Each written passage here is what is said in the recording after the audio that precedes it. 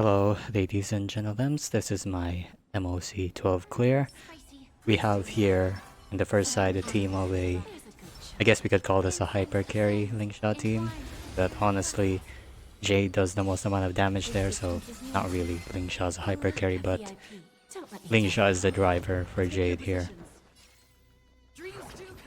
So yeah, I just kind of wanted to try this team out because I caved and I thought Lingsha was way too fun for me to be skipped, so I just pulled her. And this is the most expensive team of the two sides because Ruan is at E2, but you will see at the end the E2 doesn't really matter. She does have her signature and you probably don't need that either. I just got lazy and didn't wanna bother with switching out to a low cost build, I mean. But yeah, if you do have Firefly, you could just go for a Firefly Super Break team. And you could pretty much clear it at the same amount of time at like 2 cycles, but again, this is just funnier to me, so I thought, you know, why not just show this run instead. If you want alternatives to this, I'm sure you could just replace Jade with Himiko and it'll be the exact same thing, but the concept of this team is that there's just a lot of enemies on the first wave, so you could see 0 cycle clear on the first side, and on the second side there's perpetually always 3 enemies, so Jade is very consistent here. But if you use Himiko, the Exo Toughness gimmick is very powerful to her, because she just gets twice the amount of charges that she usually would, or twice the amount of follow-ups anyway. But yeah. See, Lingsha's bunny procs a lot of times. But yeah, this is you can see it's pretty straightforward, yeah.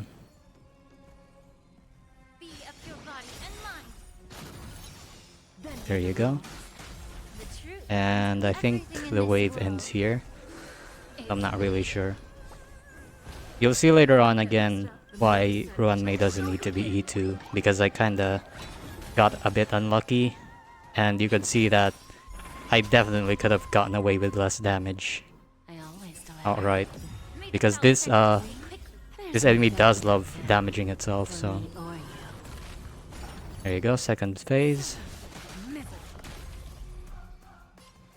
I should probably put up a counter of how many times Jade followed up. Yeah, that's me baiting. If I would have skilled their basic there, because Ronmay's buff is about to fall off, and I just thought, well, Ronmay's skilling was gonna be more important than Lingsha's skilling anyway. Because the bunny is just gonna get a turn, and yeah.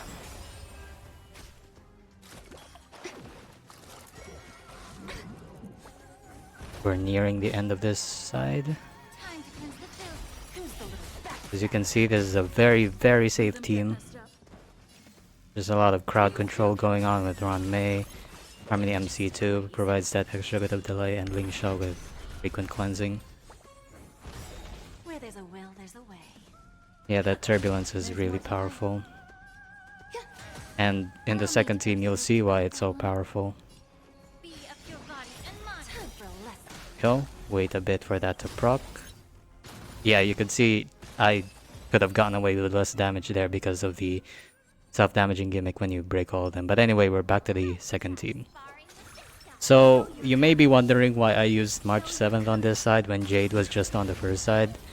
And the thing is, this team really wants the turbulence because it's not doing enough damage. And March 7th just on her own does have a lot of single target damage, so yeah. And she shreds toughness based on her Shifu's element and our Shifu here's Blade. You would usually use Gallagher, but the thing is, Blade is going faster here because he's using Bronya, and he also has a follow-up of his own, so, you know. Now, this is kind of a variation of a Mosquito team, I guess. If you want to try a Mosquito team, I guess you could use Robin instead of Blade, and use Shifu Gallagher. That's usually what you would do. But, yeah, this side is tough. Hule is not a nice doggy. He is a very rude doggy, but we're inside. This is wave 1 first, so let's talk about it. This is basically just a fight where you have to maximize the turbulence as much as possible on my case. If you have Fei Xiao, you probably will never feel the difficulty of this fight because it's so biased to her mechanics. As you can see there, I am 9 at the turbulence, and I will save that exo toughness for the next cycle because it caps out at 10, and you get, look at that, 3 for elite break. So if I broke them right then, it would still cap out at 10. And I waste basically 2 stacks, so it's better to actually pause at 9, and if you just wait for the other cycle to, you know, start breaking again. But yeah, as you can see, this is a little bit, again, it's kind of a mosquito team, so it's chipping away very slowly. This is the state of Blade as we know it. So Bronya here. Yep. He gets hit a lot, unfortunately, because this gorilla is just annoying. But March is gonna break it, yeah. So we're fine for now. I think that gorilla is gonna die at the next. Yeah, it has to die here. There. It's gonna get wind sheared, and I think it's gone. Oh, never mind. But yeah, this is pretty risky based on how I speed tune my characters, but yeah. I should probably also mention that I speed-tuned the characters in such a way that March 7th would get the first turn over Gallagher. Because Gallagher has Q on, and I wanted to proc March's ultimate immediately. And so she would get the extra energy from Q just to not waste it. But I don't think it matters really. It's just a small bit of optimization. This was a stupid move. I don't know why I did that. I should have used Bronya's ultimate first. I don't know why I did that, okay? But I guess Blade doesn't really need the buff, so it doesn't matter anyway. So Hule. Boy oh boy, this boss is annoying. Hule is very fast. He's the fastest enemy in the game, like nobody else comes close. And you can definitely feel it. So how this wait, which did I do first here? I think, yeah, okay. That makes sense. So I'm saving Gallagher's ultimate for when he does the state, when he transforms into the other state that he has.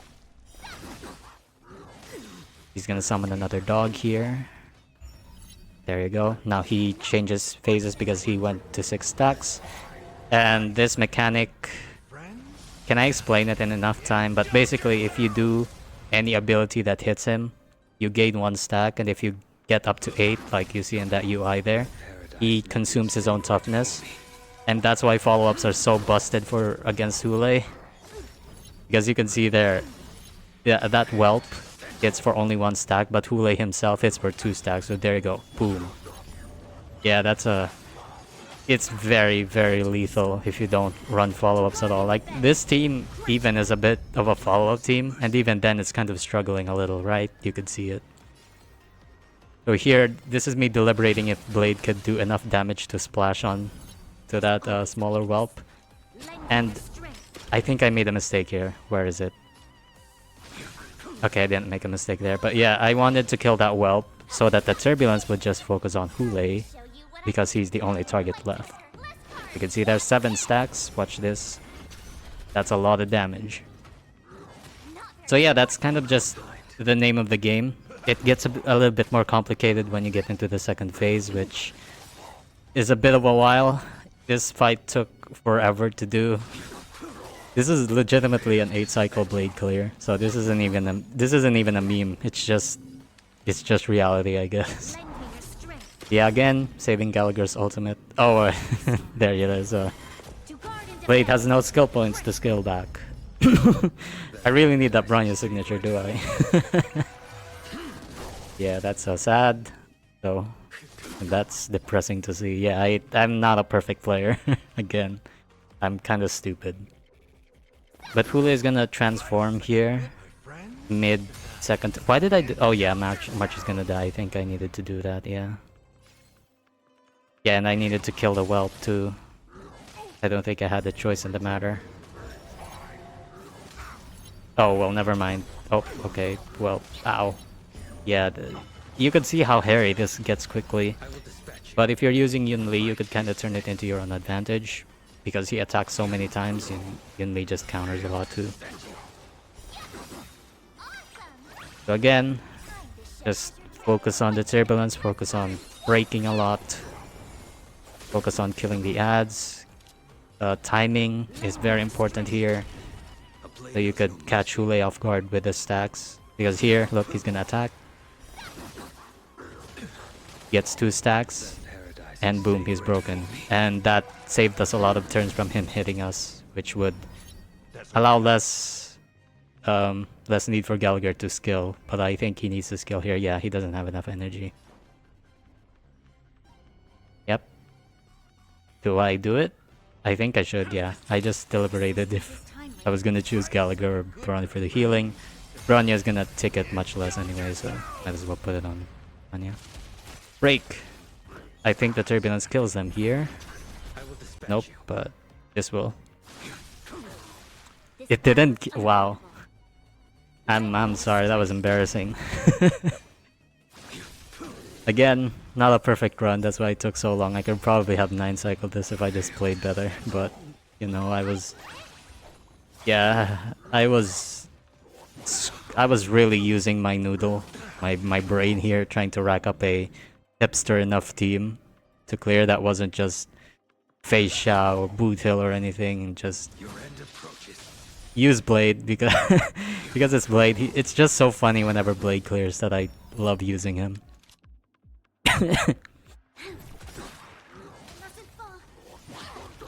There we go, phase change. Yep, and we get enough points. Sorry about that. I know I'm coughing so much.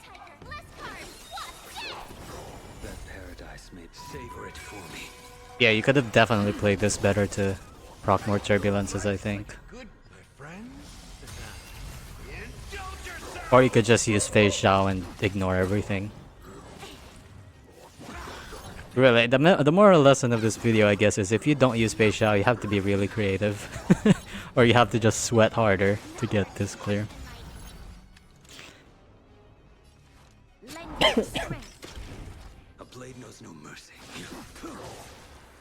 I think a lot of people are really feeling this fight being difficult because of the, you know, lack of characters that absolutely just demolish it. That's all you got? There we go. That's a bit unlucky, but yeah, this turbulence again. You could play this better than me. You could probably do it better with an easier blade too. My blade here is S1 with a E1 with his signature, so 50% second phase health. Oh my god. Don't worry, the turbulence is gonna make up for it right here, I think. Gallagher's gonna, yeah, kill that whelp. He could do it with break damage.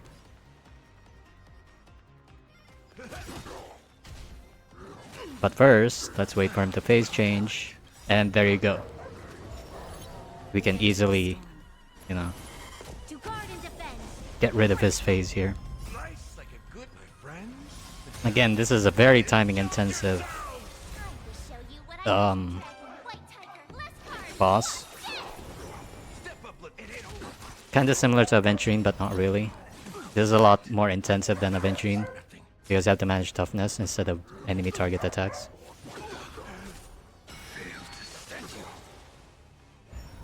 In one cycle, we managed to almost bring him down 25% HP, which is pretty impressive if you consider this is Blade. Ah, my boy Blade.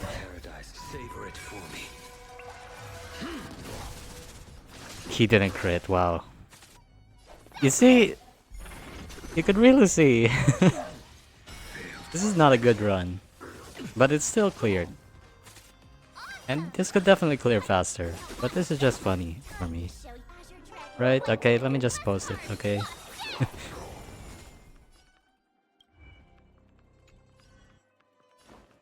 So again, the amount of cost that I had on that first wave is kind of offset by the fact that I played horribly in the second wave. And I probably wasn't using the right setups on this wave either. Again, we'll do this babble, I guess. Call it a babble, right?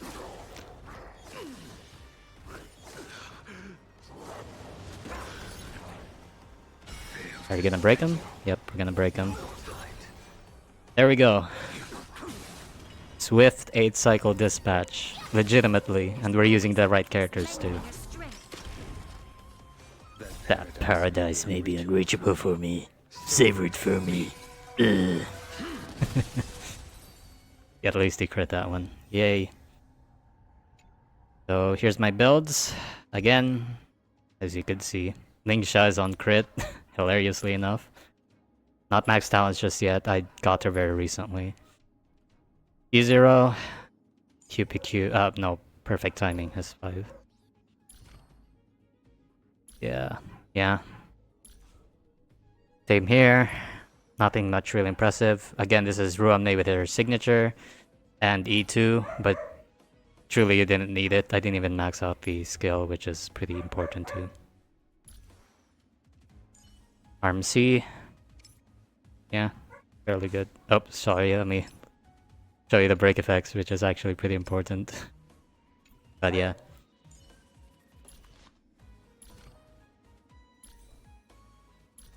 Pretty normal. Harmony MC. Blade. Speed tuned for double turning Bronya. Yeah. E1. Yeah. Definitely needs that E1 though. Yeah. Q Gallagher, as I said. Break effect rope. Talent's not max. Using thief. Hilarious. March. Built crit. I don't remember what set she has here. I think I used 2-piece. Yeah, I used 2-piece, yeah. And Bronya, lastly.